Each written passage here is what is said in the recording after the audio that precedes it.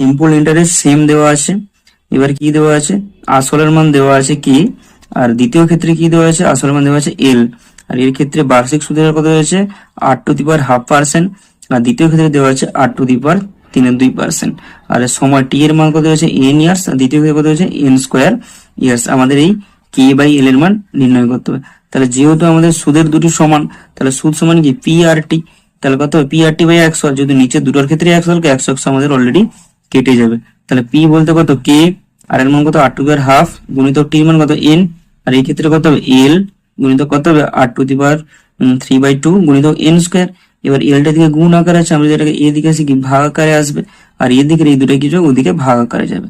তাহলে এখানে এক এন ছিল আর এখানে এন স্কোয়ার ছিল, তাহলে কি হবে একটা এন পড়ে থাকবে, আর এখানে 8^2 নিচে আসবে, ওটা এখন উপর উপরে কি আসবে 8^3 মাইনাস হবে, ক্যালকুলেশন কত হবে 8^1 মানে কত আর, আর এদের নিচে কত